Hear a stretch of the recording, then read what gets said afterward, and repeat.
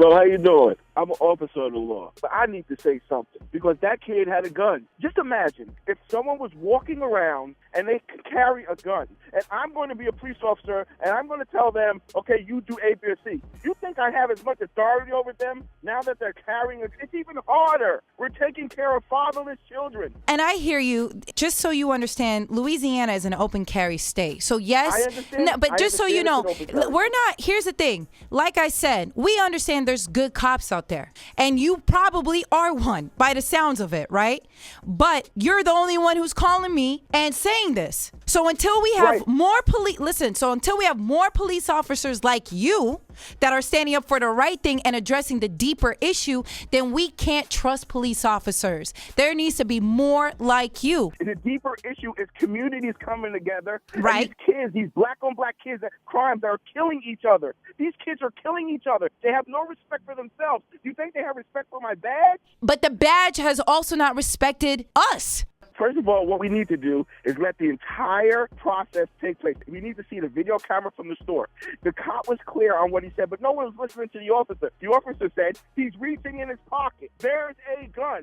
He is allowed to carry a gun, sir. No, I know he's allowed to carry a gun. But if it's a hostile situation, if I'm fighting with someone who has a gun on them and I'm apprehending them, and you don't think that they're going to pull for their gun? No, wait, no. Listen, there is he never pulled it out. It's easy for you guys to watch the film. Of course it is. No, you're right. It's easier to watch. It's easier to watch, but we trust you police officers to get the proper training to deal with these type of situations. And if you can't handle it, and if you cannot handle it, then you should not be a police officer. I just saw another video of two men trying to detain someone else at a Burger King or wherever they were at. They didn't shoot him. They were good cops, and maybe people might argue it's because the person that they were detaining was white. Your judgment is if I get into an altercation with someone and I have to pull my gun out and shoot them to protect myself as a person and an officer of the law to get home to my family because this person is trying to kill me. But there are some bad cops. Yes. There are.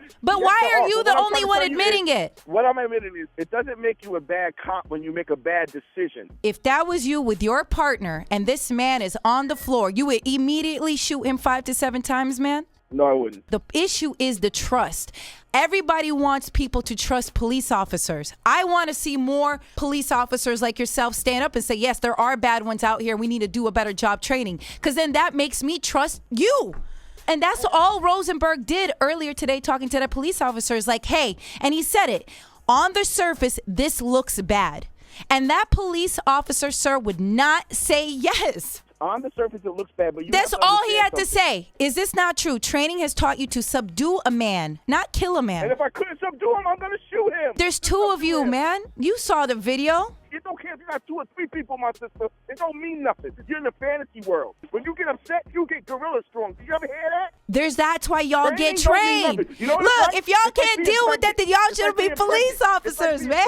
Nothing is the way you planned it in practice. You have to remember what you got for practice, and you remember your training, but when it's going down, my sister, one false instant, he could pull down and kill me. So I'm going to kill him first. We want to trust you, but we want y'all to lead us in the right way. I don't think that's bad, man. I really don't. No, I don't think that's bad, and I agree with you 100%. But I really don't. You not agree that there are different circumstances and different situations? Absolutely. I understand there's different circumstances, but I also understand... And all you guys get is a 3-minute clip from somebody behind a fence, and all of a sudden, the cop is wrong. I could have easily said, hey, let me go to be a lawyer. Hey, let me go to be a doctor. Or let me go to be in a radio station. But you know what I said? I said I want to protect the community. I want to protect the people. But you know what? They're making it so extremely hard to do that. It's bigger than you. It's bigger than me. It's bigger than the police force. It is a poor system that has been strategically placed to put you, a good cop, in a bad position with other situations that are out of your control. And that's the fact. And you and I both know this. The system is so broken. What you are supposed to do, you cannot do because of other variables. And you should mention this conversation that you spoke with an officer who is for what you're saying. Before we conclude this conversation, I just want you to know this. You have a voice that's powerful. Yeah. There are more of us that are for the good to help everyone. There are some that are bad, and we see it, but it's hard for us. We're almost like a cult, and we cannot go against each other. But if I see something that is unethical, I will pull a cop by his tie and tell him, you don't do this. This is not right. If I told you my last name, I told you what precinct I was from, I'd be done. I'm letting you know on the inside of what's going on. We make sure that we do come to the forefront, and we will get rid of these officers who are disgracing our badge.